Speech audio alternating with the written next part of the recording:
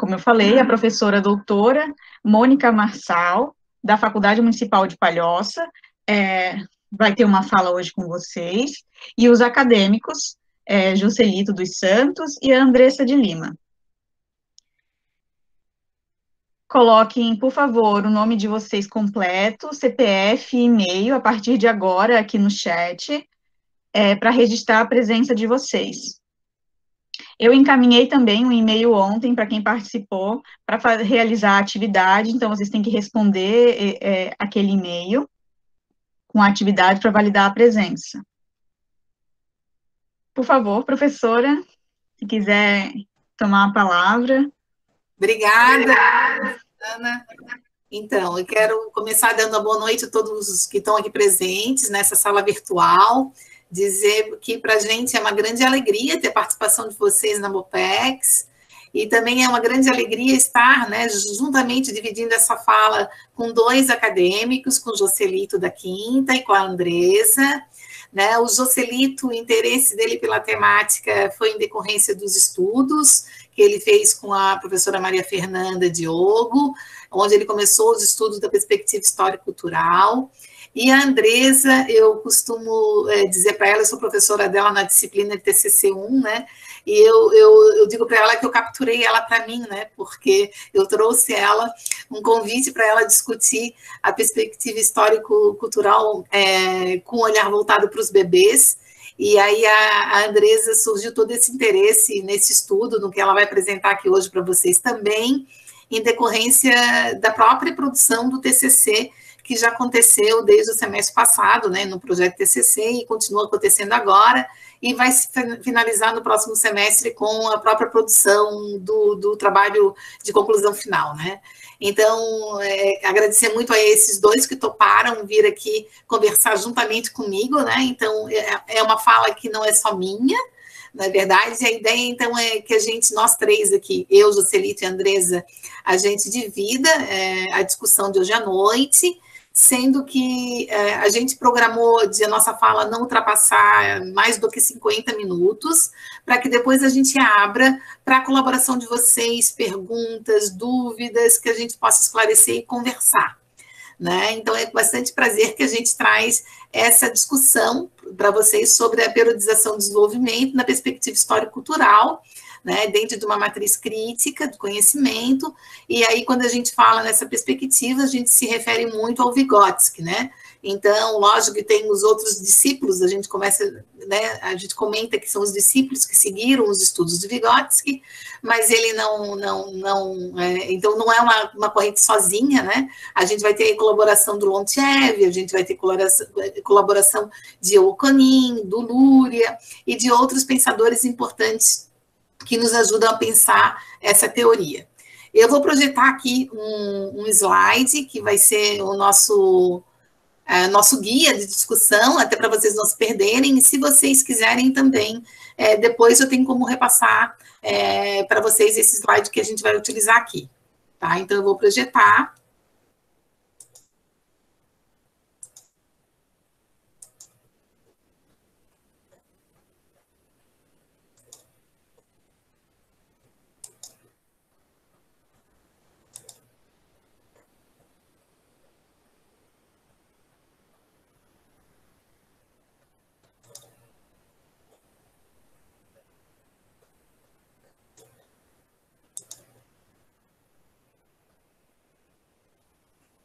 Só deixa eu voltar aqui, que acabou indo não no início. Então, né, participar da MOPEX agradecer muito a Suzana e toda a equipe que nos convidou a participar, né? Então, participar da MOPEX nos causa já grande alegria. E ter a presença de vocês ainda mais, né? Então, a gente vai tratar um pouquinho, né, sobre o processo de como se constituem, né, as etapas de desenvolvimento. Mas antes de eu falar em todas as etapas de desenvolvimento, eu quero trazer para vocês uma pequena discussão em torno por que será que na educação infantil, né, a gente diz que a interação e a brincadeira são os eixos dessa etapa, né, desse nível de aprendizagem, desse nível de educação. Por que será que a brincadeira é, então, um dos eixos primordiais da educação infantil? Quando a gente pensa, né, na brincadeira como um dos eixos fundamentais, juntamente com a educação, com a interação, esse processo, é justamente, né, a brincadeira está presente como eixo, porque é por meio da brincadeira que a criança se apropria do mundo. Então, as brincadeiras, a professora Sueli Mello, né, uma estudiosa, ela vai dizer para a gente que a brincadeira e a interação e as interações são o coração do processo pedagógico, na educação da pequena infância. Então, quer dizer, embora, né, vocês me digam assim, mas os bebês ainda não brincam. Não, os bebês começam a brincar, né? E aí, lógico, como a gente vai ver, nós vamos apresentar aqui essa noite para vocês, que existe uma das etapas do desenvolvimento onde há, né, a marca da brincadeira. Mas a brincadeira em si, ela está no todo o processo da criança, porque é por meio da brincadeira que a criança conhece o mundo. E aí, é também por meio da brincadeira que a criança participa. E ao participar, a gente sabe que a criança, para poder aprender, ela tem que estar ativa no processo. Então, a brincadeira é a forma com que a criança participa e a forma com que a criança pode estar ativa no processo. Isso é fundamental que a gente entenda a partir de agora, tá? Porque em todos os momentos que a gente vai explicar para vocês, de todas as etapas que há da periodização do desenvolvimento, em todas elas, né, a brincadeira, de certa forma, vai estar presente também. Tá? E aí, os processos de aprender são aqueles processos que são os processos ativos da parte de quem aprende. Portanto, né, as crianças estão aprendendo o tempo todo quando elas estão vivenciando, convivendo e interagindo. O momento da brincadeira, né, como eu já falei anteriormente, ela possibilita essa participação, ela possibilita as trocas, ela possibilita a aprendizagem de todo o desenvolvimento infantil, né? Afinal, a brincadeira é essa linguagem por meio do qual, como eu já comentei, as crianças aprendem quando são pequenas. E aí, olha só que interessante, né? É nos processos que as crianças fazem parte é que elas realmente vão aprendendo e se desenvolvendo.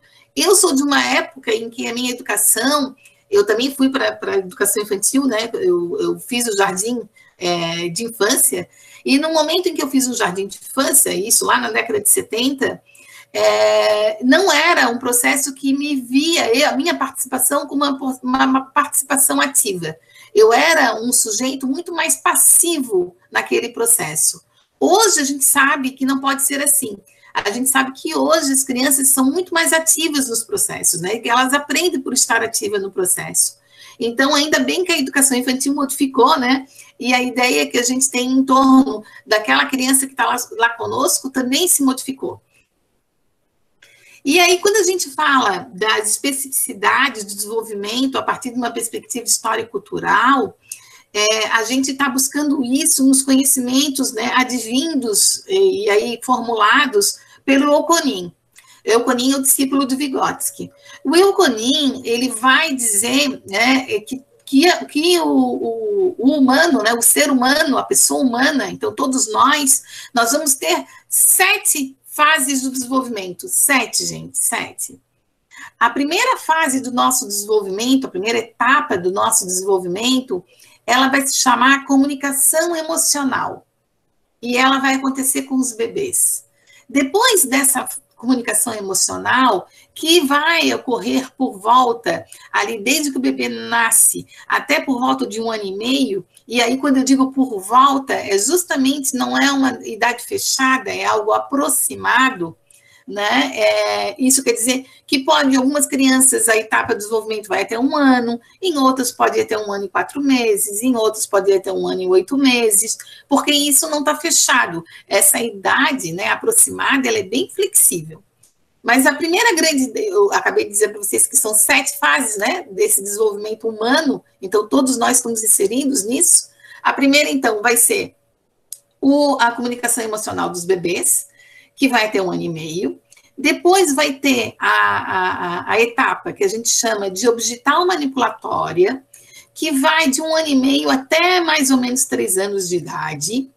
Depois da obgital manipulatória, o Euconin nos sinaliza que vai vir uma fase que se chama brincadeira de faz de conta ou jogo protagonizado, né? Pode ser sinônimo, tá? Ou mesmo brincadeira de papéis. Então, é uma etapa que pode ter até 3 nomes que querem dizer a mesma coisa.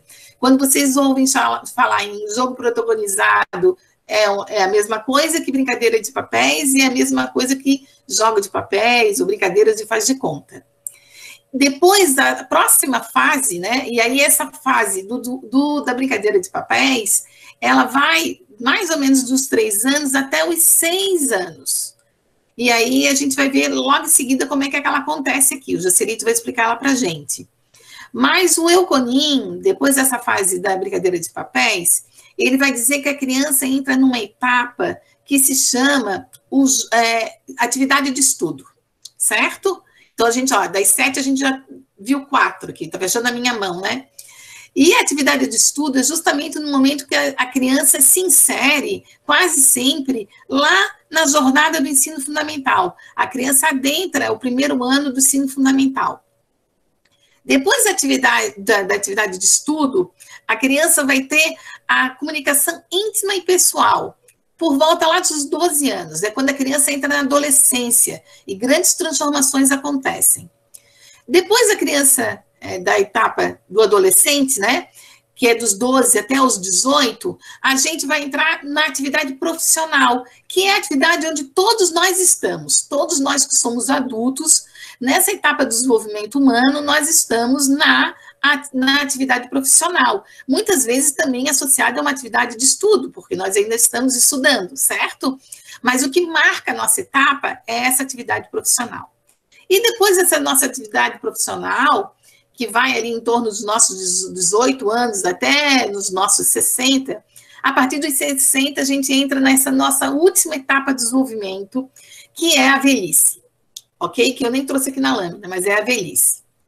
Percebam que dessas 7 etapas do desenvolvimento, 4 delas estão justamente quando as crianças estão conosco, quando nós, professores, né, estamos com elas na escola, né? Pelo menos nós que atuamos, o pedagogo que atua na educação infantil nos anos iniciais, ele está em contato com a criança, né, que vai de 0 até 12 anos, em média. Então, vejam, essa criança que a gente tem contato, que é a criança de 0 a 12 anos, ela justamente vai passar por 4 fases de desenvolvimento, e essas 4 fases faz com que a gente tenha contato com ela, né? Vamos lá. A comunicação emocional do bebê, a obgital manipulatória, o jogo de papéis ou a brincadeira de papéis, né? A brincadeira de faz de conta e a atividade de estudo. Então, olha, são 7, a maioria delas, as 4 primeiras, somos nós que somos responsáveis, né? Em certa forma, de observar e ver como ocorre esse desenvolvimento, certo? Só que, por que eu estou falando, né, que eles passam por 4 etapas do desenvolvimento? É porque em cada etapa dessa, acontece uma atividade principal. E esses nomes que eu acabei de dar para vocês, né, das 7 etapas, são justamente o nome das 7 atividades principais que a criança, ou melhor, que o ser humano acaba passando, né? E dessas quais 4 a criança passa. Então, a atividade principal, o que é uma atividade principal, professora Mônica, né? O que isso representa? O que isso significa? O Euconin, ele vai explicar para a gente que a atividade principal é aquela que governa as principais mudanças do nosso desenvolvimento. Opa! As principais mudanças do nosso desenvolvimento? Exatamente. Então, cada etapa dessa que eu acabei de explicar para vocês é justamente a etapa onde vai haver as principais transformações no desenvolvimento da pessoa humana, certo? Seja ela criança ou não. Mas a gente está aqui olhando a criança, certo? Então, olha só, eu até, inclusive, trouxe nessa lâmina aqui inicial uma explicação ali no final justamente para isso. cada estágio do desenvolvimento é caracterizado por uma atividade principal que define como a criança se relaciona com a realidade. E aí, na lâmina seguinte, eu trago justamente as contribuições do Leontiev para explicar o que seria essa atividade principal. Então, o Leontiev, né, no livrinho chamado de aprendizagem, o livro se chama Aprendizagem e Desenvolvimento, depois eu mostro para vocês, enquanto a Andresa e o Joselito apresentarem, eu vou ali, pego o livro para mostrar para vocês qual livro que eu estou me referindo do Leontiev, tá? Que tem esse artigo do Leontiev. Então, aqui, essa minha contribuição, eu trago justamente desse livro que eu vou mostrar daqui a pouco, no capítulo que fala dos princípios psicológicos da brincadeira pré-escolar. E também no outro artigo que tem nesse mesmo livro, que fala uma contribuição à teoria do desenvolvimento da psique infantil.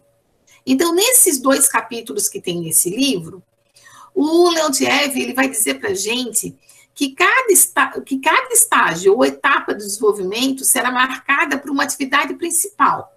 Quando eu estou falando de atividade principal aqui, essa palavra, atividade principal, ela pode ter expressões sinônimas, né, que querem dizer a mesma coisa.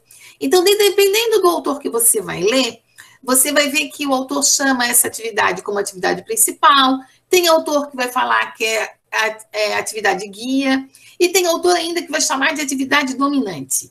A gente está entendendo aqui que tanto a palavra principal, como guia, como dominante, são sinônimas, ok? E aí, olha só, em cada etapa desse desenvolvimento, vai ter, então, né, uma marca de uma atividade principal, de uma atividade guia, que serão da maior importância para o desenvolvimento posterior do indivíduo. Também haverá aquelas atividades que são chamadas de subsidiárias, ou então de acessórias. Ai, professora, está ficando difícil essa história. Né? Então, é assim, a gente tem, em cada etapa dessa que eu expliquei para vocês, a gente tem uma atividade principal, que é a atividade que governa as principais mudanças. Mas, paralelamente, concomitantemente, juntamente com ela, existem as atividades que são conhecidas como subsidiárias ou acessórias. E elas estão ligadas geneticamente à atividade principal, tá? A atividade principal, ela é aquela que movimenta, que transforma, né, o desenvolvimento da criança.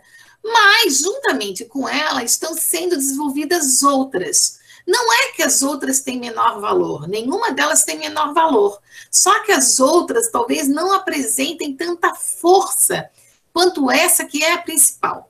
Isso é importante a gente dizer, tá? Porque, por exemplo, vou dar um exemplo aqui do bebê, né? A Andresa vai explicar para a gente que a atividade principal do bebê, a gente vai chamar ela de atividade da comunicação emocional, não é? No bebê, paralelamente ao desenvolvimento dessa comunicação emocional que a Andresa vai nos explicar, acontece o desenvolvimento da memória, da atenção, da imaginação, a fala já está começando a desenvolver ali, entendeu? Atenção, percepção, imaginação, memória, são todas linhas, o quê? Acessórias que acontecem, né, juntamente com a linha dominante, que vai ser a comunicação emocional, certo?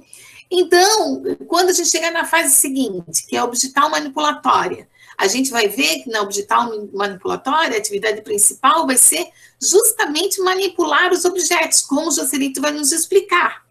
Mas, paralelamente a essa, acontecem outras atividades que são acessórias. Por exemplo, a linguagem e a própria imaginação está ocorrendo, e novamente a memória, a percepção, estão acontecendo de forma acessória ou então subsidiária a essa atividade principal, tá? Porque as atividades acessórias e subsidiárias, elas são atividades que estão geneticamente ligadas à atividade principal, como eu já falei. O Leontiev, então, vai explicar, né, que essa atividade acessória ou subsidiária, só um minutinho,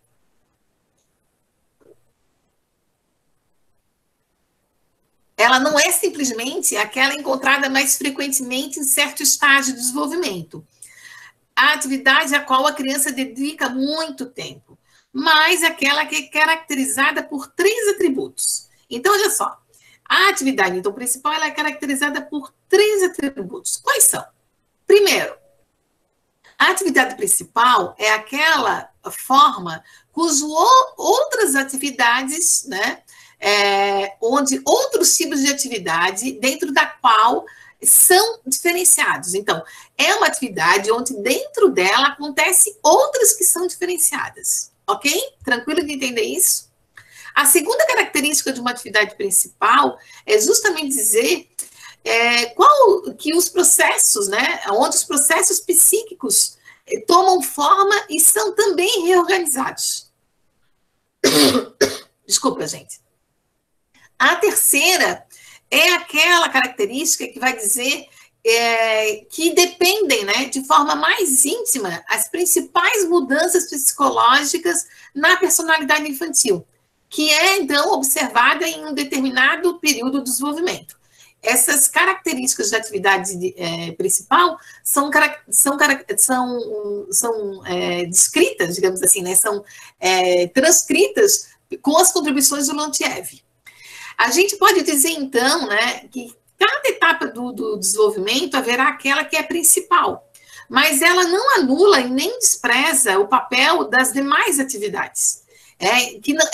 Porque as demais atividades que são subsidiárias ou acessórias, elas não deixam de existir, mas elas não atuam com tanta força como eu já expliquei. A atividade da criança será sempre determinada pelo lugar que essa criança ocupa na sociedade. Então, se é uma sociedade em que preza pela participação dela, né, sem dúvida alguma, eu vou conseguir acompanhar melhor esse desenvolvimento. Mas se é uma sociedade onde não contempla e não valoriza a participação dessa criança, muito dificilmente eu vou conseguir perceber essas etapas de desenvolvimento. Então, o que a gente quer dizer é o quê? Se a gente está considerando, né, uma teoria que tem por base as interações, logo eu sei que essas etapas eu vou conseguir perceber justamente porque eu promovo para essa criança esses momentos de interação, ok? Tranquilo isso de entender?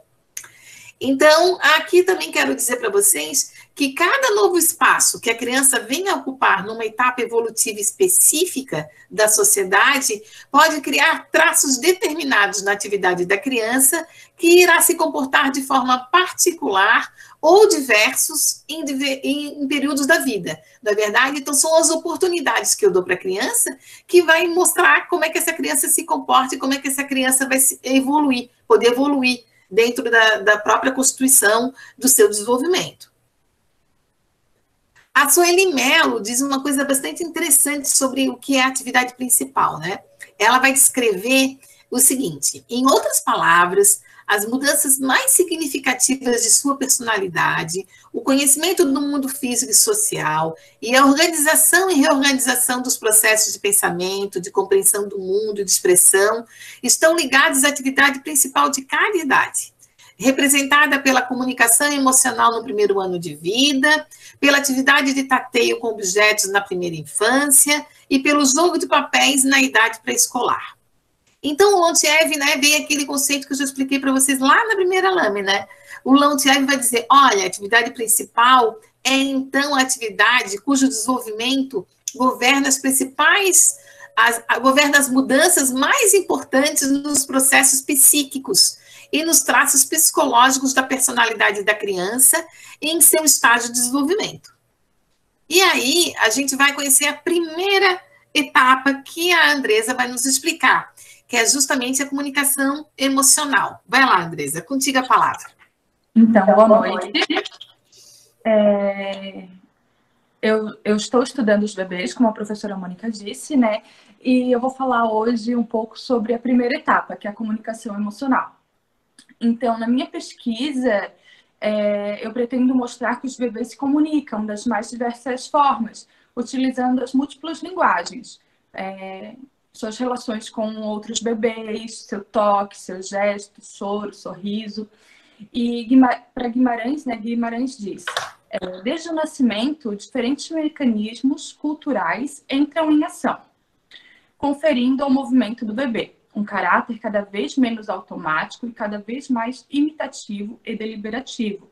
Então, choros, sorrisos, deslocamento e olhares são interpretados pelos adultos, criando formas relacionais com os bebês.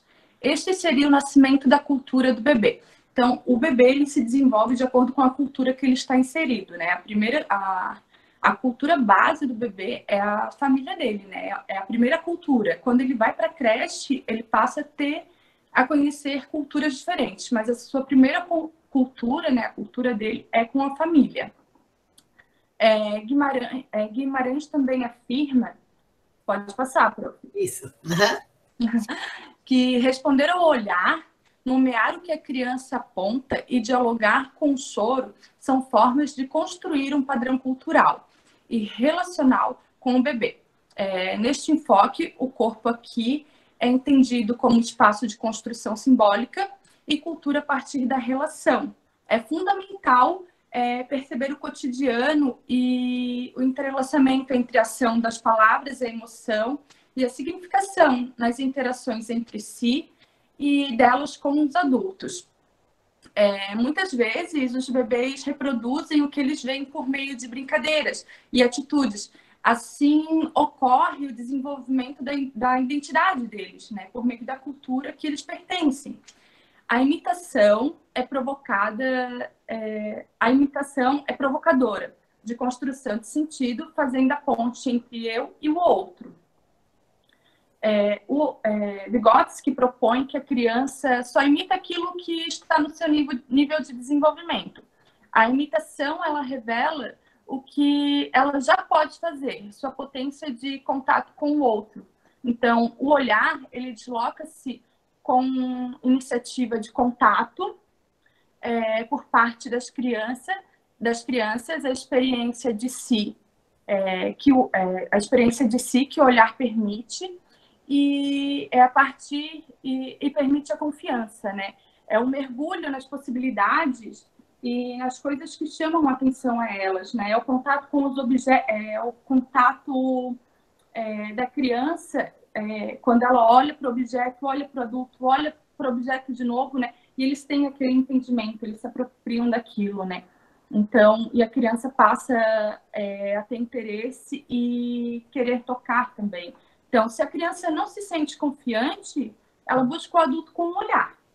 Se o ambiente faz com que ela se sinta segura, ela, depois do olhar, segue a ação corporal. Tocar, movimentar-se em direção ao que chama. Por isso que é necessário um ambiente pensado e desenvolvido, especialmente para os bebês, para que eles tenham essa liberdade, essa confiança de estar naquele local e assim possam se desenvolver de uma maneira libertadora, digamos. Pode passar, prof. Assim, só para complementar um exemplo, né? Quem nunca viu os bebês engatinhando em direção ao objeto e eles ficam desconfiados se podem ir ou não. Aí eles param, eles estão engatinhando, eles dão uma paradinha, olham para a gente, os professores, né?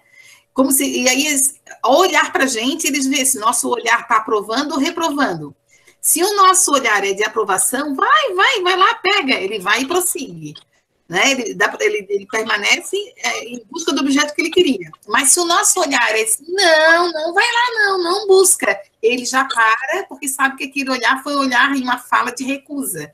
Então, essa comunicação que a Andresa está nos explicando, né, é uma comunicação emocional, porque como a criança ainda não fala, mas ela entende tudo por meio do gesto, né, do toque, né, dessas palavras, as nossas expressões gestuais. Então, a nossa comunicação com o bebê se estabelece justamente dessa maneira.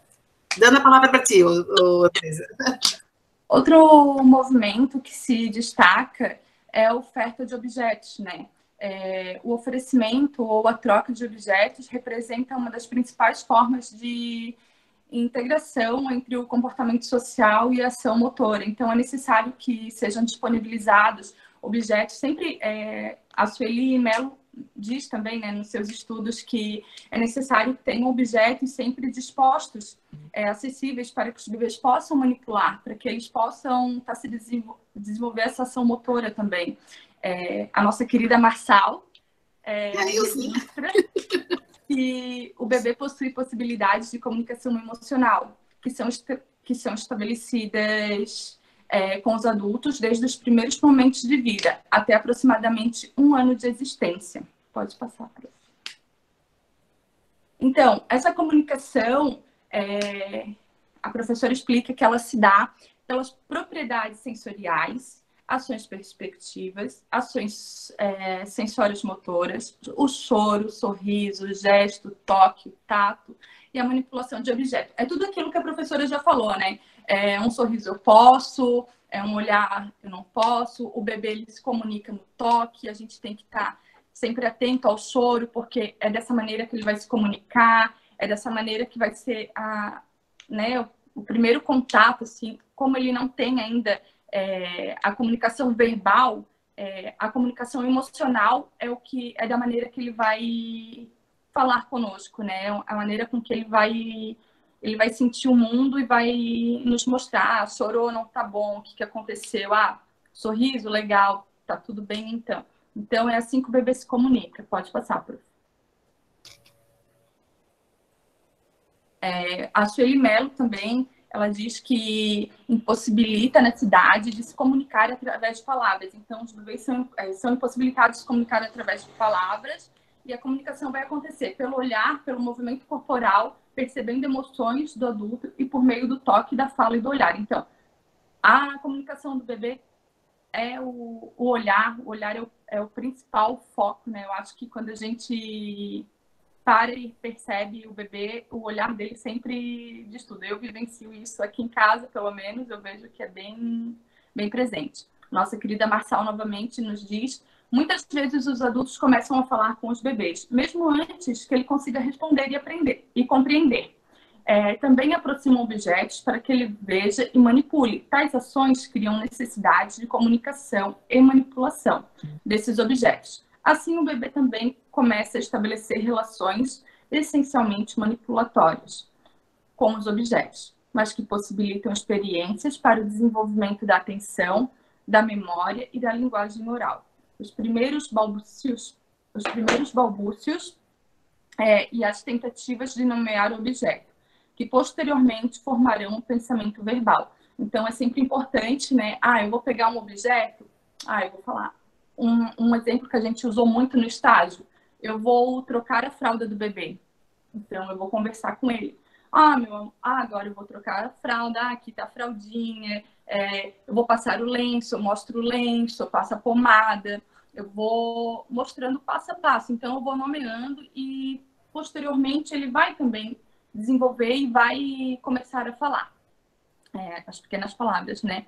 A nossa querida Marçal sinaliza que exploração do corpo do bebê, o olhar, o toque, a atenção vão dar significado para quem ele é, buscando explicitar como ele se relaciona com o corpo e demais objetos e pessoas à sua volta. Então, a comunicação entre os bebês, entre bebês e adultos, não se dá apenas pela linguagem oral, ela se dá pela comunicação emocional, né? Pelas comunicações extraverbais, pelas expressões corporais, pelas expressões faciais, principalmente, né, as expressões faciais, o olhar, o toque, e com a intensidade e ritmo. Pode passar.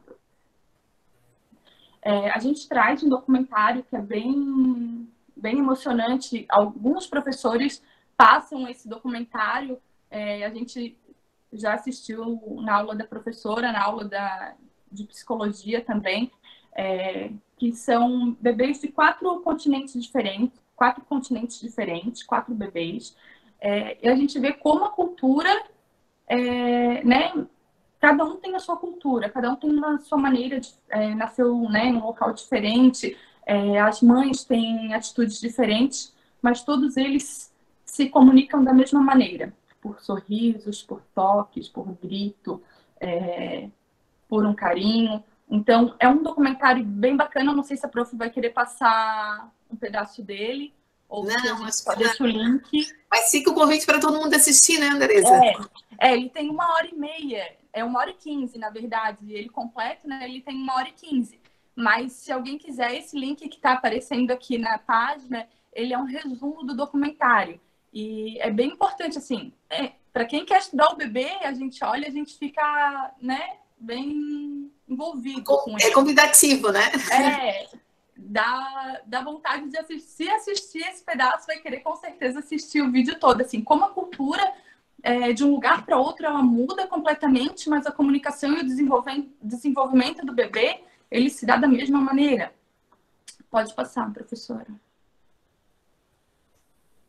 Então, no planejamento de propostas para bebês, deve-se atentar para a qualidade das relações do cotidiano, relações das crianças entre si, delas com os adultos e destes entre si.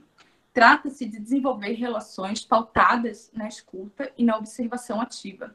Por exemplo, observar o sentido das imitações, as ações das crianças, tendo em vista dialogar com elas, observar a direção do olhar e gestos comunicativos com o propósito de desenvolver reciprocidade numa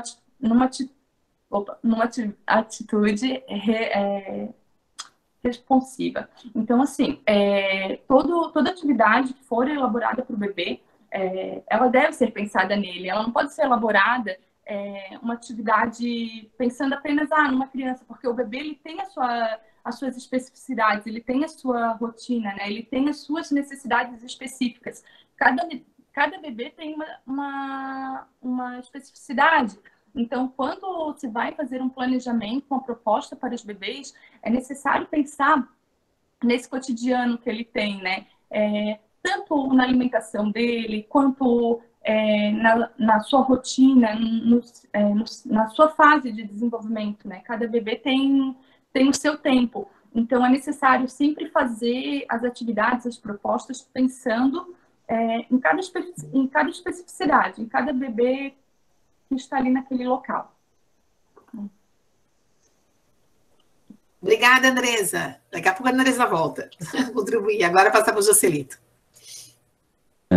Boa noite a todos. Boa noite, professora Mônica. Estávamos agora na socialização de estágio. Queria agradecer ao pessoal do Hemopex, da Cooper, por ter convidado e dado essa oportunidade a gente. Eu vou falar um pouco sobre as outras atividades, que são posteriores à primeira, que a Andresa apresentou agora, só que eu vou pedir para vocês que eu vou desligar a minha câmera, porque realmente a minha internet está bem estável, cortou muita fala, e eu estou com medo de repente, eu estar falando e não... Eu só queria Tá todo mundo me ouvindo? Tá? Sim. Então, ok?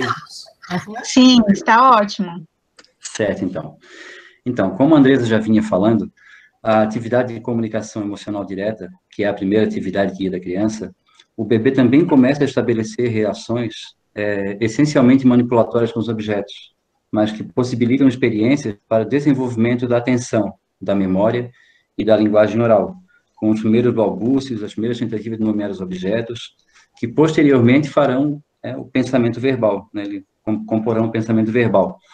Nessa nova atividade que está começando a dominar as ações da criança, o apontar já existe, ela já começa a arriscar algumas palavras, né? Em torno de um ano e pouquinho, ela já começa com pequenas palavras, alguns balbúcios, né? Por exemplo, um objeto que ela já tenha feito alguma associação, né? Como mamadeira, a gente sabe que as crianças costumam nomear a mamadeira.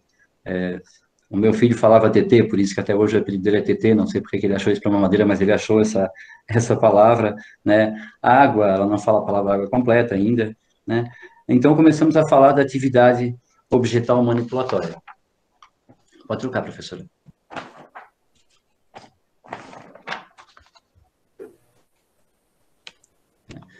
Bom, eu tinha uma fala um pouco mais extensa para esse triângulo, mas a professora Mônica acabou resumindo tudo, né?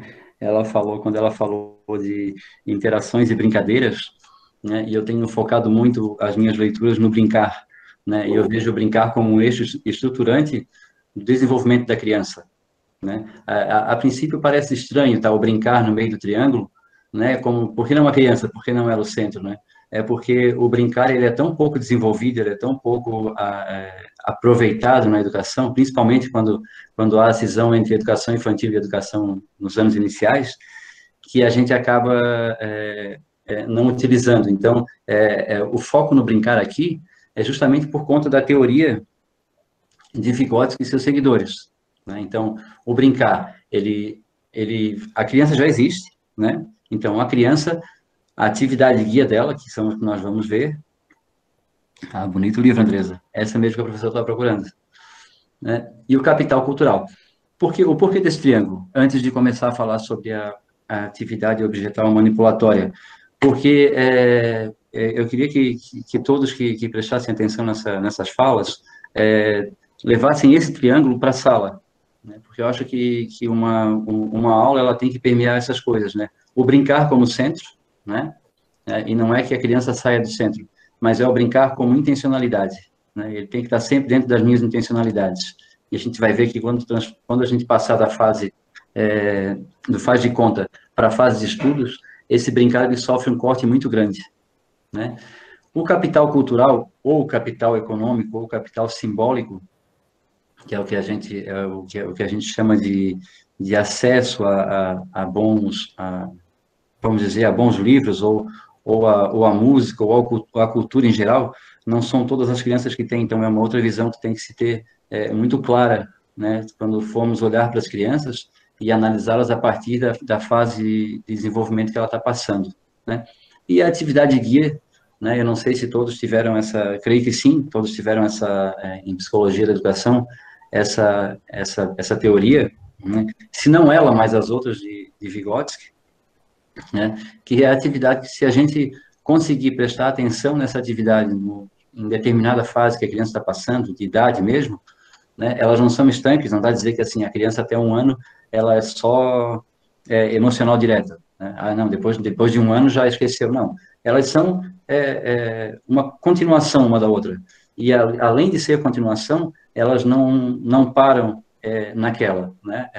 Por exemplo, o olhar que a criança tinha lá, que a Andresa estava falando, esse olhar ele segue para a vida inteira, o toque segue para a vida inteira, o choro para a vida inteira, né? Só que ele passa de uma atividade dominante, ele passa a ser uma atividade subsidiária em outras atividades superiores.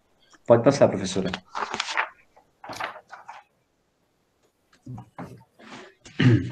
Esse processo objetal manipulatório, né, ele que envolve a manipulação do objeto e o seu uso a partir da função social, é fundamental para ser considerado pelos profissionais, tendo em vista a familiaridade que as crianças desenvolvem com os objetos a partir do momento que os têm à sua disposição. Sendo assim, devemos disponibilizar objetos diversificados às crianças, desde os bebês, já que, mesmo que eles não utilizem em sua função social, o fato de poder explorá-los lhes permite adquirir maior domínio sobre o objeto, o que, por sua vez, pode tornar mais rica a experiência com o mesmo objeto em uma situação de seu uso contextualizado. Então, a criança, nesse momento, nessa atividade, o que guia a criança é a função perceptiva, né? Várias funções acessórias vão acompanhar a criança, né? Só que a percepção para ela, pensamento e linguagem, ela não tem desenvolvido ainda. Então, tudo que ela tem é a percepção. A criança faz aquilo naquele momento, né? Então, ela usa dessa percepção para começar a explorar o mundo à volta, né? Ou seja, ela não é tão dependente do adulto mais para explorar os objetos que estão à sua volta. Claro, o adulto ainda é aquele que oferta, que alcança os objetos, mas agora ela já se locomove. Ela já anda, engatinha, né? Levanta com o auxílio de outros objetos. Agora ela começa a explorar os usos sociais dos objetos. O que o objeto faz? Se eu jogar, que barulho que faz? Posso morder? É de comer? Não é de comer? Então, são esses usos que a criança começa a fazer a partir de agora, manipulando esses objetos. Pode passar, professora.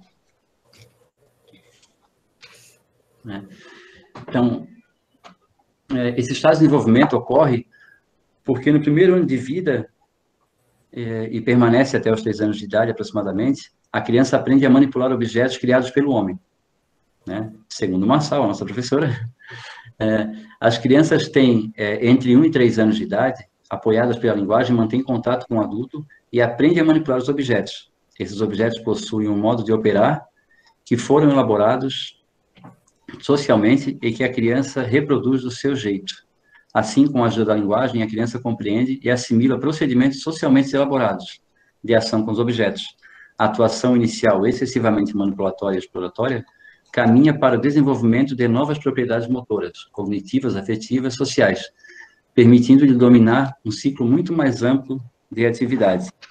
Então, são essas interações com os objetos, as trocas com adultos, né, que na escola são os professores, em casas familiares, as brincadeiras propostas na creche, né, que vão ajudando a criança a aprender significados, que ainda não tem para elas a compreensão social que esses objetos possuem. Né? Então, nesse momento, ela está manipulando, ela está conhecendo, ela está querendo saber o que é. Né? Esses objetos já têm um significado. Né? Para ela... Permite, Cecilito, né? Por exemplo, a criança que pega a bonequinha, o que eu faço quando eu pego uma boneca, né? Eu vou lá e embalo a boneca. A criança vê eu fazendo esse movimento, que eu estou embalando a boneca, automaticamente ela pega a boneca e embala também. O carrinho, né? Vamos supor que esse meu mouse é um carrinho, né? O que a gente faz quando pega um carrinho? A gente vai lá e faz movimento, né? A criança, nessa idade, mesmo com um ano e pouco, ela já vai pegar esse carrinho e vai fazer esse movimento e vai tentar, né, esse primeiro balbúcio do som do carrinho. Né? E assim vai. Então, manipular esses objetos, ver, né, a textura, a forma, a cor, né, o próprio peso, se dá para jogar no chão, se não dá. A manipulação desse objeto é fundamental para a etapa seguinte que tu vai explicar, que é justamente a brincadeira de faz de conta. Quando a criança, por exemplo, vai pegar um objeto que é caneta, e aí, por ter manipulado esse objeto caneta anteriormente, ela é capaz de dar um outro sentido a esse objeto caneta. Lá na brincadeira de faz de conta, que é a etapa seguinte, ela vai pegar essa caneta e vai fazer de conta que é uma varinha de condão. Entendeu? Então, minha caneta se transforma numa varinha de condão. Ou então, essa minha caneta se transforma num microfone, eu posso cantar. Entendeu? E eu canto. Então, porque eu já sei, né? Eu manipulei esse objeto do que ele é aqui na essência, digamos assim, do que ele possibilita, mas na fase seguinte, que é a brincadeira de faz de conta, a minha criatividade, a minha imaginação vai possibilitar eu criar outra coisa com ele. E isso só vai acontecer, né, Jocelito, se eu disponibilizo o material para a criança. Se a criança, nessa fase aqui que a gente está, de 1 ano até 3 anos, teve a possibilidade de manipular esse objeto e de explorar esse objeto com todas as possibilidades que é possível, entendeu? Com todas a carga, né? De jogar no chão, de tentar colocar a caneta no buraquinho lá da luz, né? A gente vai lá e corre para não colocar, né? Ou então, muitos sabem, né? Eles descobrem até o buraquinho do nariz, o dedo no nariz, eles colocam o dedinho no nariz, né? Então, por quê? Eles estão curiosos, né? Eles estão querendo explorar os materiais, o próprio corpo, e isso é fundamental nessa fase em que a criança, nessa etapa em que a criança está manipulando os objetos. Entendeu? Então, a manipulação parece assim, por que manipular os objetos é tão importante? É importantíssima, porque na fase seguinte, que é justamente a brincadeira de faz de conta, a criança só consegue pegar uma panela, uma tampa de panela e fazer de conta que é um volante de carro, porque anteriormente, nessa fase que nós estamos falando agora, Jocelito, ela pôde brincar com essa tampa de panela, entendeu? Senão ela não teria essa possibilidade, né? Só para ilustrar um pouquinho aqui. Era a continuação da fala, agora a senhora falou o final da fala. Mas, enfim, então, é justamente o professor que vai começar a apresentar esses objetos para ele. Né? Essa fase, né, eles têm muita curiosidade. O objeto é algo que eles já podem tocar, eles já conseguem acessar esses objetos. Né? Justamente porque somos seres socialmente e historicamente construídos, somos resultados das interações a que somos apresentados e que trocamos com os nossos pares sociais. É justamente isso. Então, essa construção se dá a partir da oferta que o professor faz, ou que o adulto faz a essa criança, as interações, as brincadeiras, para ela aprender o uso social desses objetos. Pode passar, professora. É que ficou meio extenso. Não tem problema. Vamos em frente. Raimunda não está apresentando. Eu acho que é a Raimunda... Ô, Raimunda, tu não está na apresentação, Raimunda. Professora, pode me apresentar? Boa noite. Enquanto a Raimunda tira ali a apresentação dela... Um problema com o celular? Ô, Raimunda, aperta ali, ó, parar a apresentação. Enquanto ela tira, eu gostaria de pedir desculpa para todos os participantes, porque a gente teve um problema técnico e algumas pessoas não conseguiram acessar no horário que começou o minicurso. A sala do minicurso está aberta desde as 7 horas, várias pessoas foram liberadas desde o início, só que a partir das 8h20 aconteceu um bug. Deixa eu ligar a minha câmera também. Aconteceu um bug, né, da tecnologia. A tecnologia dá essas coisas, né? A gente não sabe o que foi, mas a gente entrou em contato com o técnico, e aí acabamos conseguindo resolver, e aí vocês conseguiram ter o acesso. Eu quero dizer para vocês que quem entrou atrasado não tem problema, essa gravação vai estar disponível, e mesmo vocês tendo entrando atrasado, coloque o nome de vocês completo, CPF, e-mail aqui, que a presença de vocês no dia de hoje vai estar validada, ok, para ganhar a certificação. Pedimos desculpa mais uma vez, mas essas coisas de internet a gente não tem controle, né? Então, coloquem os dados e depois a gente vai disponibilizar para vocês, podemos encaminhar por e-mail o link do minicurso todo completo também, tá bom? Desculpa interromper, professora, alunos. Não tem problema. Faz parte, a internet está quebrando com a gente essa semana, que eu agora, por exemplo, fica travando, ó, eu consigo ouvir bem vocês se eu desligar minha câmera, se eu ligo a câmera começa a travar. Mas, enfim, onde estávamos, professora? Deixa eu ver se eu... Na face. Deixa eu ver aqui. Estava na face, mas aqui já saiu agora, eu acho que é o slide 20, se não me engano. Aqui, deixa eu ver se eu consigo apresentar aqui, professora. Deixa eu ver aqui. Está projetado aí? Deixa eu ver se eu consigo uma guia. Fala. O meu compartilhamento. Está aparecendo na tela ainda o meu compartilhamento, certo ou não? É que eu não estou vendo vocês. Não, a senhora não está mais na tela. Tá. E agora? Mas estava aparecendo compartilhar. Está aparecendo? Não, agora sumiu. Está aparecendo o meu compartilhamento agora? Está. Então, beleza. É a primeira vez que aparece a face. Agora no slide 20, deixa eu colocar apresentar. Eu não sou muito esperto dessas coisas também. Uma coisa que eu não sou muito esperto é com a tecnologia. Mas vamos lá.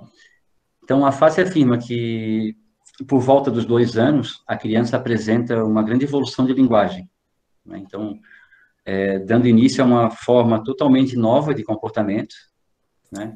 E isso vai ser por volta de 2 anos, que é porque quando a criança começa a desenvolver a linguagem, um salto dos 2 anos em diante, ele é muito grande na linguagem, né? A criança, ela desenvolve muito fácil a linguagem, ela já tem a capacidade dela de percepção e dos outros sentidos, isso é muito aguçado nela.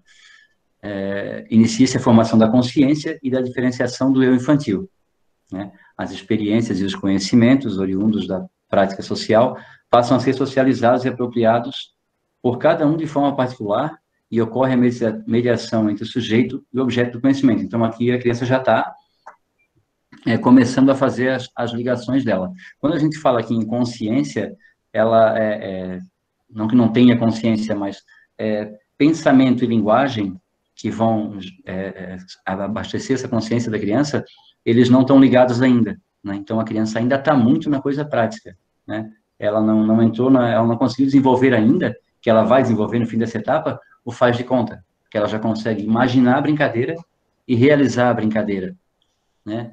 E a face diz ainda que descreve que, embora a linguagem constituída de uma forma de comunicação com os adultos, né, para Euconin, ela não é a atividade principal nessa etapa de desenvolvimento. Sua função maior é auxiliar a ação dos gestos, é assimilar os procedimentos socialmente elaborados de ação com os objetos. Nesse processo se desenvolve a necessidade de compreensão das relações sociais próprias do seu convívio, criando condições para a origem dos jogos protagonizados. Então, a linguagem aqui, ela ainda não é o carro-chefe do desenvolvimento da criança, né? Ela ainda necessita muito do visual, do toque, né? Ela não consegue ainda desenvolver ainda essa linha de pensamento, pensar e agir. Não, ela age, né, em cima do que ela pensa que é. Por isso que ela está tanto na percepção. Ela ainda está muito no manipular objetos. Como é que troca isso agora, professor? Só dá um clique? Isso, é só continuar. A setinha de continuar? Aqui. Isso é essa coisa. Né? Pasqualino adverte que não basta disponibilizar ou oferecer à criança objetos para livre exploração. É que é necessário mediar o processo da apropriação, transmitindo os modos sociais de ação com os instrumentos culturais. É que é o outro, o adulto, o professor, o sujeito mais experiente no processo, que transmite esses modos sociais. Né? Então, no GT3, eu acho, né? GT3, 4, né? Não adianta jogar os brinquedos para a criança e achar que a criança vai... Não, ela vai dar conta, né? Ela vai brincar, ela já consegue... Ela tem essa condição, né? Mas nessa teoria, o importante é que a criança seja oferecido para ela, porque o brincar, ele é ensinado. O brincar não nasce conosco. Né? Nós não nascemos propícios a brincar. Né? O brincar, ele é uma maneira de manipular, né, os objetos sociais, né, de manipular os nossos comportamentos sociais para que a gente se desenvolva. Né? A gente ensina a brincar, a gente ensina a brincar, Isso. sempre se ensinou a brincar. O brincar é sempre ensinado. Né? Agora aprendi a trocar. Né? Isso é possível, segundo Euconin, pois a criança participa e tem como referência as interações humanas, as relações sociais que vivencia, ou seja, as experiências que outras pessoas vivem e executam, muitas vezes com enredos compostos por ações ainda não possíveis de serem realizadas pela criança, mas que podem ser imitadas e representadas pelas mesmas por meio de suas brincadeiras de faz de conta ou pelos seus jogos protagonizados. Por meio desses jogos e brincadeiras, conseguimos perceber como as crianças apresentam, compreendem, interpretam e até mesmo filtram as relações. Nesse sentido, ela começa, então, tem uma coisa que é da linguagem, que ela começa... A linguagem ela não foi internalizada ainda na criança nesse momento. Então, ela ainda está na fase interpsíquica. Então, tudo que ela começa a fazer desse momento em diante, ela narra. Né? Nesse momento, nasce, segundo Vygotsky, que acontece com a criança, o que a gente chama de fala egocêntrica. Sabe aquele momento que a criança está lá falando sozinha? Então, ela já está ali com 3, 4 anos quase, e ela já formula frases, ela faz perguntas, ela consegue... A gente percebe que ela já consegue imaginar alguma coisa, ela já tem esses indícios, que seria a fala egocêntrica. Então, a fala dela, então ela está falando lá, agora eu vou dar... a bebê vai tomar banho. Né? Agora a bebê vai almoçar. Agora a bebê vai trocar de roupa. Né? Então, ela não consegue ainda, ela não percebeu ainda que essa fala, ela não virou pensamento para ela ainda. A ação dela ainda está no social. Né? Ela está ainda externalizando isso. Isso não está ainda muito claro para ela. Né? Ela está numa fase de preparação para a próxima etapa do desenvolvimento, para a nova fase, né? Para a nova atividade, né? Que são as brincadeiras simbólicas, como a professora falou, que é o jogo do faz de conta, jogos protagonizados, jogos... outro nome, professora, tem alguns significados para a mesma brincadeira. Professora Mônica?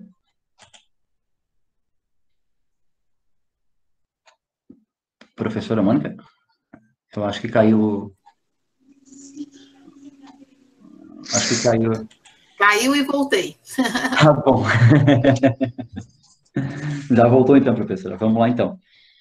Né? Então, essa fase refere-se à relevância da brincadeira, do jogo protagonizado, ou jogo de reconstrução de papéis. Né? Essa atividade ela é considerada como atividade principal da criança de 3 a 6 anos. Ela não é bem de 3 a 6 anos, né? Ela começa com 3 anos a aparecer. E aí vem a nossa teoria, né, de que o que é ofertado a essa criança para que ela já possa trabalhar, que essa imaginação dela já comece a agir no sentido de protagonizar papéis. Né? Então, é aqui que começam, dos 3 anos aos 4 até os 6 anos, que é a fase anterior à atividade de estudos, né? Cujo movimento governa as mudanças mais importantes dos processos psíquicos e nos traços psicológicos da personalidade da criança, né, em certo estágio de desenvolvimento. Isso não quer dizer que os processos psíquicos ocorram apenas nessa atividade, ou que todos eles sejam desenvolvidos através dela. mas além da brincadeira, né? A criança deve ter também a possibilidade de envolver-se em atividades de outras naturezas que desempenham um papel subsidiário. Então, nesse momento, é o que tem uma discussão muito grande sobre o alfabetizar ou não alfabetizar, não é? E não é o caso da discussão aqui, mas esse momento é o momento que GT4, GT5, que é a fase pré-escolar, é a fase que já começa a se apresentar. Claro, tem escolas que apresentam bem antes, mas letras, motricidades, começa exercício de motricidade, começam a direcionar essa criança mais para o ensino fundamental 1, né, para os anos iniciais, que é já jogando ela para a fase de estudos. Eu conversei com a minha orientadora, com a Fernanda, professora, e eu tenho muitos receios com isso, porque o brincar e o imaginar, a criança precisa muito deles.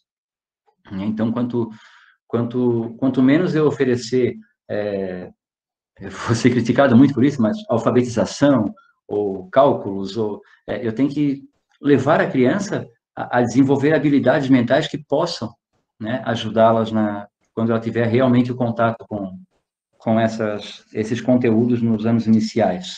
Até porque, né, o Vygotsky vai dizer que a imaginação era algo, até então, que estava acontecendo como linha subsidiária, né, acessória. A imaginação, ela só vai estar presente a partir do momento do jogo protagonizado aqui, da brincadeira de faz de conta. É aqui que a criança vai conseguir imaginar as situações, né? Então, essa imaginação que veio sendo construída como linha acessória, ela vai acompanhar esse momento da brincadeira de faz de conta. Principalmente quando a criança faz a leitura do brincar do adulto, né, daquilo que o adulto faz na sua vida cotidiana, e ela traz para o seu mundo, para o seu universo da infância, né? Então, ela vai brincar de ser médica sem conseguir realmente ser médica, mas ela brinca que vai no consultório e examina e tudo mais, né? Ela brinca que dirige, mas sem ela conseguir, porque ela não tem idade para ser motorista, mas ela vai brincar de ser motorista. Então, ou então mesmo de brincar de casinha. Então, ela vai ser a mamãe, o papai, representar todos os papéis que tem na família na brincadeira de casinha. Tá? É essencial, né, que os professores possam, então, nesse momento, Joselito, organizar as propostas, né, para que as crianças possam brincar. Tem que ter tempo e espaço para as brincadeiras, né? E aí eu gosto muito de organizar os espaços com cantinhos, sabe? O cantinho dos jogos, o cantinho da casinha, o cantinho do cabeleireiro, o cantinho do pet shop, o cantinho do médico. Então a gente pode dividir essa sala, né, nossa, de referência, em vários cantinhos para que as crianças brinquem. Porque mais do que nunca, né, como eu já falei no início da minha fala, a criança se mostra ativa no processo quando ela está brincando, é ali que ela participa. Então, a organização do tempo e do espaço é essencial para correr tudo isso que tu estás falando, né? Tudo isso que tu estás falando só acontece se eu possibilito tempo e espaço para tal, senão não dá, entendeu? Isso. O principal dessa fase agora, do brincar, do faz de conta, a criança, ela partimos lá de onde a Andresa veio, né? Ela tinha o olhar como o olhar, o prestar atenção no adulto como principal referencial, a principal atividade dela. Aí o adulto oferece objetos. Agora ela tem a possibilidade desses objetos estarem na mão dela, ela pode manipular esses objetos, né? Assim que ela tem vamos usar uma palavra que eu não gosto muito, mas um arsenal de cultural, que ela já conhece os objetos, alguns que significam, o que são, o que não são, a linguagem já se uniu a pensamento nesse momento, né? É o que dá condições de aparecer a imaginação, é quando ela começa a internalizar tudo aquilo que tem no social, então ela já não narra mais, agora ela começa a imaginar as situações. Por quê? Porque ela está vislumbrando agora no adulto, né, na vida do adulto, as coisas que o adulto faz. Então, é a hora que ela começa a imitar o pai que é carteiro, ela começa a imitar o pai que é motorista, a mãe que é cabeleireira, a mãe que é advogada, a mãe que é professora, a própria professora da escola, que o brincar de escola é muito comum nessa fase. Então, essa era a minha crítica, né? Porque acaba que a criança, ela está começando a amadurecer o intelecto dela, que ele vai amadurecer por volta de 6, 7 anos, que é a crise que Vygotsky fala. Então, não está bem amadurecido ainda, e ele já vai para o primeiro ano. Ele já dá esse pulo do GT5 para o primeiro ano com 6 anos. né? E pela teoria histórico-cultural, eu nunca sei se essa criança ainda mais na educação brasileira, a gente não sabe se essa criança, como que foi, ela veio de outra cidade, eu não sei como foi o GT5 dela, não sei como que foi a vida escolar dela, né? E isso pode causar traumas terríveis no ensino, né? Então, nesse momento, é a hora do faz de conta. Ela quer, o foco da criança agora é que ela quer saber o que o adulto faz, eu quero fazer igual, né? E ela começa a internalizar as regras. A interação social dela, ela começa a perceber, bom, se eu brinco de carrinho com uma caixa, eu tenho as regras, eu não posso estacionar em qualquer lugar. Se essa caixa vira uma mesa, eu tenho que virar ao contrário, porque essa caixa é uma mesa. Então, ela começa a seguir tudo aquilo que a regra social manda, inspirada no adulto, né? Esse é o brincar do faz de conta, é o jogo protagonizado, né? Marçal salienta que no período pré-escolar, a atividade principal será o jogo da brincadeira, na qual a criança se apropria do mundo concreto dos sujeitos humanos, por meio da reprodução de ações realizadas pelos adultos com esses objetos. Então, é a brincadeira com os objetos que vão dar esse subsídio para a criança para que ela possa interagir nesse mundo, né, com os pares dela. E aí, quando tu falasse ao acernar, acernar, Arsenal cultural. Isso. Não, eu prefiro usar o repertório, né? Então, repertório. O repertório, né, que vai possibilitar isso aqui, entendeu? Então, quanto mais repertório eu possibilitar para a criança, mais possibilidade, né, de ela reinventar as questões do mundo adulto para o seu mundo, serão possivelmente possíveis de acontecer, entendeu? As condições que eu vou dar são essas, né? Eu tenho que criar o repertório, criar, né, ensinar para ela os repertórios, para depois disso ela fazer por ela mesma. Então, ela amplia qualitativamente o seu olhar ao entorno e seu interesse se expande dos objetos em si para a função social. Então, o objeto que ela antes manipulava, ele tem uma função social, e agora ela quer saber que função é essa, né? E ela começa a fazer essas ligações desses objetos com o que os adultos fazem com esses objetos. Então, a imitação dos adultos em suas relações sociais é o objeto do faz de conta, que se constitui como atividade principal da criança até próximo aos 6 anos. Segundo Euconin, o principal significado dos jogos protagonizados ou brincadeira de papéis sociais é permitir que a criança modere as relações entre pessoas, possibilitando que ela realize suas primeiras abstrações, pois ela realiza ações e resolve contradições entre a necessidade de agir e a impossibilidade de executar as operações exigidas pela ação. É aqui que mora o que a gente chama de dialética do conhecimento, né? A dialética da escola, a dialética marxista. Ela sabe que ela tem a necessidade de fazer, ela está impossibilitada por idade, por não ter ainda a coordenação necessária, a imaginação necessária para pensar, né? Por isso dialética, né? E é nesse momento que acontece isso, porque agora é o momento que ela está avançando para a próxima etapa. É justamente esse momento.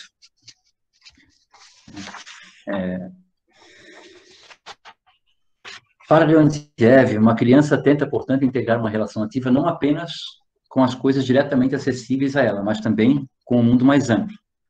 Ela se esforça para agir como um adulto. De acordo com Vygotsky, pensar a brincadeira como situação imaginária é algo essencialmente novo, impossível para a criança de até 3 anos, né? É um tipo de comportamento cuja essência encontra-se no fato de que a atividade na situação imaginária liberta as crianças das amarras situacionais. Então, tudo aquilo que era possível para uma criança de 3 anos, agora já com 4, quase 5, ela começa a usufruir por conta da imaginação. Então, o objeto que antes, para ela, era um objeto físico, palpável, ela já conseguiu transferi-lo, vamos dizer assim, para a imaginação. As situações que agora partem da imaginação já superam as amarras situacionais das crianças de 3 anos. Porque lembra do exemplo da caneta que eu dei? A Sim, caneta para a criança precisa de uma caneta. Agora, nesse momento aqui, ela já usa como varinha de condão, ela já usa como microfone, não é verdade? São os exemplos que eu trouxe, por exemplo, eu trouxe o exemplo da colher, né? Porque a criança ela aprende o uso social da colher, ela usa a colher, e quando ela chega no faz de conta, ela já não tem a colher para brincar, para dar de comer para a boneca, né? E às vezes nem a boneca ela tem. Só que ela tem 2 pedaços de madeira, que um vai ser a boneca e o outro vai ser a colher. E ela vai, na imaginação dela, isso funciona, né? É inimaginável para quem está de fora, é claro, né? Pô, é uma madeira, um pedaço de madeira, mas para a criança existe, o faz de conta dela é isso, é imitar o adulto, né? Dentro das possibilidades que ela tem no momento. Né? Vou fechar só com a Sueli Melo Amaral, que ao se colocar no lugar do outro, em geral, o adulto que representa, não faz de conta, a criança objetiva seu comportamento num nível mais elevado de exigência social. Com isso, exercita e aprende pouco a pouco a controlar sua vontade e conduta. No faz de conta, portanto, amplia seu conhecimento do mundo, organiza e reorganiza seu pensamento. Então, a gente está tendo que ela começa a organizar o pensamento, né? O pensamento, linguagem e memória já estão começando vamos dizer, a afirmar na cabeça da criança. Onde é que eu estava? Tá. Interpreta e compreende os diferentes papéis sociais que percebe na sociedade que conhece. Até os 6 anos, pois as crianças aprendem por sua própria atividade ao imitar os adultos e outras crianças, procurando fazer sozinhas aquilo que vão testemunhando, aquilo que aprendem a fazer com os outros. Não, só esse pedacinho aqui, desse parágrafo todo. Não. Condicionadas pelo acesso à cultura, imediatizado pelos adultos ou parceiros mais experientes. Então, aqui resume tudo o que é a teoria e o que é o faz de conta, e, por que não dizer, todas as fases que passamos até agora, todas as atividades da criança, né? Então, ela já, quando chega aos 6 anos, ela já está, professora, não é maturação, qual é a palavra que a senhora falou para mim? Que apreensão, é isso? A professora falou a palavra... Criação do repertório. Não, ontem a gente estava conversando, que eu falei para a senhora, olha, tem uma certa maturação da criança, sabe? Você não gosta da palavra maturação. Não, seria, não. É apropriação. Apropriação do conhecimento. Aqui ela já começa, ela já está, vamos dizer assim, intelectualmente pronta para a próxima etapa, que seria a fase dos estudos, né? Então, a atividade dominante agora é do estudo. Joselito, você consegue dar uma encerrada no conteúdo, falar mais rapidamente, para a gente abrir para as questões? É a última fala mesmo. Ok, então. É o último slide. Né? Eu vou só definir bem o que é esse né? Então, a atividade de estudo ela é caracterizada pela entrada da criança no ensino formal. Né? A assimilação de novos conhecimentos agora são científicos. Desenvolvimento das capacidades de reflexão, análise e pensamento teórico. Né? FAC adverte que o ensino escolar deve, portanto, nesse estágio, introduzir o aluno na atividade de estudo, de forma que se aproprie dos conhecimentos científicos sobre a base dos estudos. Então, o jogo de papéis inaugura uma nova época, uma nova atividade guia na criança, né? Que é a transição para o período seguinte, que é essa dos estudos, né? Então, enquanto nos jogos de papéis a criança queria fazer o que o adulto fazia, né? O que vai dominar agora na atividade de estudo, a criança quer saber como que o adulto sabe. Né? E é esse o direcionamento que a gente tem que trabalhar a partir do primeiro ano.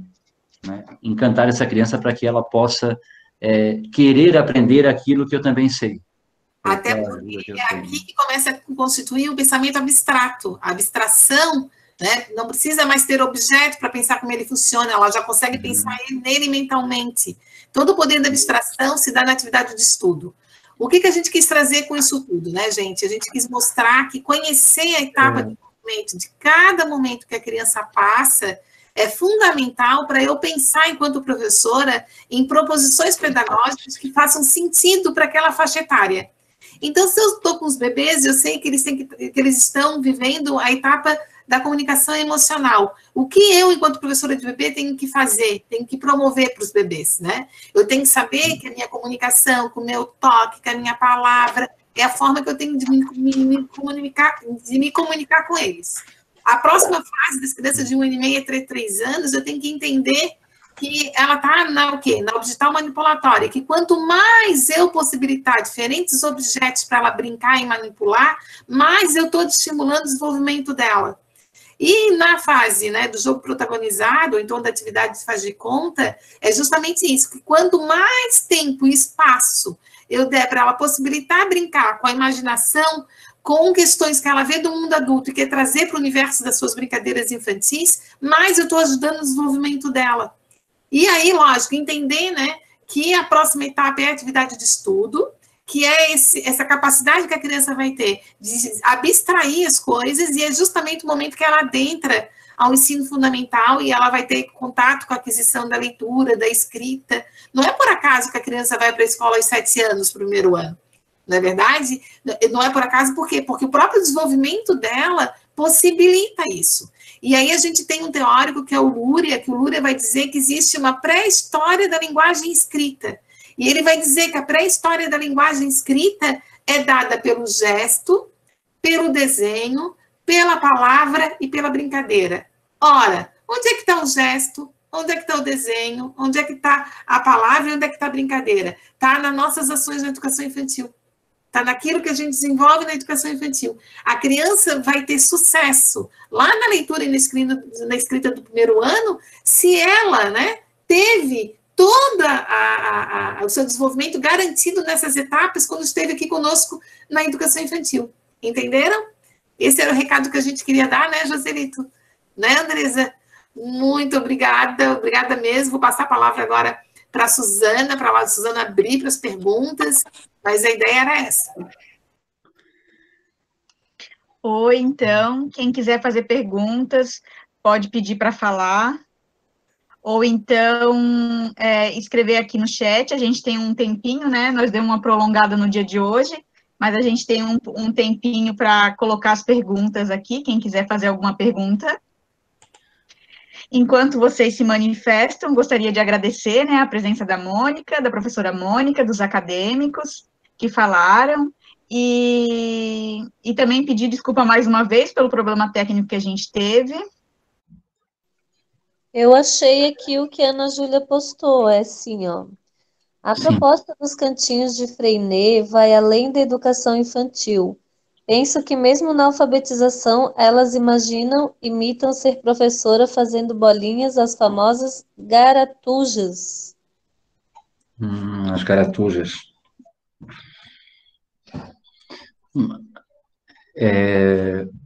Deixa eu falar aqui, peraí.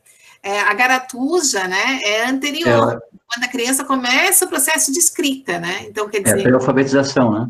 É anterior, né? A criança, antes de fazer letras e números e conseguir traçar algum significado mesmo do seu nome, ela faz bolinhas. Então, ela diz que está brincando de escrever, né? Então, aquela garatuja, aquele rabisco inicial, é a fase primeira da escrita, digamos assim, né? Então, ela nomeia, inclusive, né? Ela faz um monte de garranchinha e vai dizer, eu escrevi o meu nome. Aqui eu fiz uma carta de amor para minha mãe. O que está escrito aqui? Mamãe, eu te amo. E tu vai lá e tá um monte de rabisquinho, né? Com certeza, né, os cantos que o Freinet organizava, né, os cantinhos que o Freinet falou também podem ser, sim, é isso que eu tô falando, né? Uma das formas de organizar o espaço pode ser por cantinhos. E o cantinho é uma ideia, né, que nasceu lá em Freinet. Não é verdade? Então, assim, isso é só uma forma de organizar o espaço. Lógico que tem salas de aula e salas eu digo sala de aula porque ela está dizendo que também pode ser para o ensino fundamental, pode. Mas quando a gente pensa na sala de referência da educação infantil, tem salas tão pequenininhas que não possibilitam organizar esses cantinhos, né? Mas esses cantinhos podem ser organizados em outra sala, não é verdade, Ana Júlia? Mas assim, aí, como ela é uma estudiosa, a Ana Júlia está estudando Freinet, ela veio perguntar do Freinet, né? Porque eu ia dizer, porque depende quando a gente fala em atividade, existe uma atividade dominante em cada etapa de desenvolvimento, né? O pré-escolar, que é o que Leontiev traz, é justamente essa fase anterior ao primeiro ano, que gira em torno dos 4 aos 6 anos. E é mesmo pré-escola, as crianças estão nas pré-escolas. Se tu pensar que a educação em creche pré-escola, as crianças estão na pré-escola, entendeu? São as crianças de 3 a 6 anos. A abordagem... A abordagem... Nós temos mais perguntas, se considerarem que está respondido. Temos que propor meios para as crianças aumentar o repertório? Seriam jogos? Seria por jogos isso? Isso. Ampliar o repertório é ampliar as experiências. Então, pode ser não só com jogos. Os jogos é uma das linguagens. Pode ser música, pode ser contação de história, pode ser atividades visuais, né? Dramatização. Então, pode ser culinária, entendeu? Quando a gente fala de ampliação do repertório, são ampliação dos repertórios de linguagem. Então, né, a gente sabe quanto que na educação infantil a gente trabalha com as múltiplas linguagens. A ampliação do desenho, da pintura, da escultura, da música, da dramatização, da culinária, de literatura, do próprio espaço externo, né? Do espaço com o ambiente, com os gravetos, com contato com a natureza. Isso tudo é ampliação de repertório. Mais uma pergunta. Pois não. Posso? Essas fases são as mesmas para todas as crianças, independente da cultura que estão inseridas? Sim, bom, sim. O Vygotsky, ele vai, lógico, ele estudou a criança ocidental, né? A gente não tem muito conhecimento de como se dá a cultura oriental, por exemplo, nem a forma de educação dela, mas todas o Lontiev e a equipe toda do Vygotsky, eles são psicólogos que estudam o desenvolvimento humano, certo? Então, assim, ao estudar o desenvolvimento humano, eles não estão vendo apenas a criança brasileira. Tanto é que eram experiências que se davam olhando as crianças russas, certo? A gente vai lá, nós que somos da educação, vamos lá e vamos beber em Vygotsky e trazer essas contribuições para a educação. Mas o Vygotsky não fez um tratado para a educação, ele escreveu enquanto psicólogo que estudava o desenvolvimento humano. Estudando o desenvolvimento humano, a gente vê que essas etapas acontecem independente da cultura. Tanto, gente, que eu quero convidar vocês, quem não assistiu ainda o filme Meu Pé de Laranja Lima, assistam, tá? O filme Meu Pé de Laranja Lima é baseado numa história, né, de José Mauro Vasconcelos, de 1950. A primeira vez que esse filme foi gravado, ele foi gravado em 1970. E agora, no início desse século, em 2008, saiu uma nova versão desse filme. Nesse filme há um personagem que se chama Zezé. O tal do Zezé, ele diz, né, que conversa com o pé de laranja lima. O que é conversar com o pé de laranja? Pensem, o que é conversar com o pé de laranja? É uma situação imaginária. O tal do Zezé fala para o personagem que é o Portuga, que é um português que tem na história, que ele tem um zoológico. Ele leva o Portuga para o zoológico e diz, escuta, olha o macaco, olha o rugido do leão, tudo pela imaginação. Ele convida o irmão dele, Luiz, para brincar de ser aviador. E no quintal de casa, com 2 folhas de bananeiras, eles cavam a terra e fazem um avião com as asas da bananeira. O que é isso, gente? Isso nada mais é do que imitar a brincadeira do avião pelo jogo protagonizado. Eu quero dizer o quê? Eu quero dizer que esse filme é de 1950, a gente só teve contato com o Vygotsky no Brasil, com os estudos do Vygotsky, em 1990, tá? E como é que nesse filme, a gente vem desse filme, que é um filme ou uma história que foi escrita lá para 1950, a gente já consegue ver esse desenvolvimento humano presente nessa história, né? Porque quando eu vejo essa história, eu faço esses links com essa teoria, porque essa teoria estava muito antes, né, de a gente ter realmente contato, ela já existia. E se vocês olharem, né, tudo isso que a gente conversou aqui, da comunicação emocional, da necessidade de manipular os objetos, da necessidade de fazer essa imitação do mundo adulto, eles acontecem com todas as crianças, certo? Com todas as crianças acontece, crianças, né, que não têm alguma comorbidade ou algum déficit de alguma deficiência, que a gente sabe que não possibilita olhar esse desenvolvimento do mesmo jeito. Mas, assim, dentro desse padrão, né, de crianças, aí eu vou botar aqui, normais que a gente tem, necessariamente, quase todas elas passam por isso. É possível de ser observado, porque o Vygotsky e seus estudiosos viram isso ao estudar essa teoria que é da psicologia. Me expliquei? Acho que sim, né?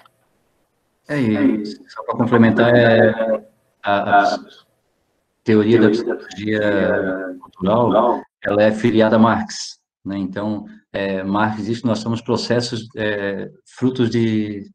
As nossas relações são frutos de processos historicamente construídos pelo homem, né? Então, É mais ou menos isso, por isso que acontece aqui, o biológico nosso, ele ele é igual, né? O biológico, ele é muito parecido, muito próximo, né? Mas as nossas interações sociais é que vão nos dar essas condições de podermos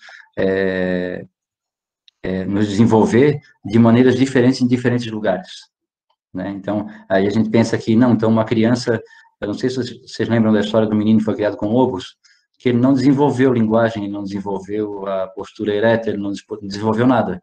Ele mordia, ele andava de quatro, porque ele não teve esse contato com os, vamos dizer assim, com muitas aspas, né, os iguais dele, que são os humanos, né? Então, não foi passada uma cultura humana para ele, sim a cultura de um animal.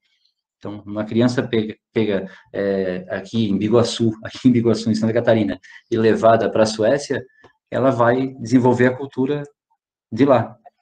Então, por isso que o biológico, por isso que Vygotsky fala que é sempre de fora para dentro, né? Por isso que ele se filiou a Marx, né? Porque ele vê que a cultura é que determina o sujeito.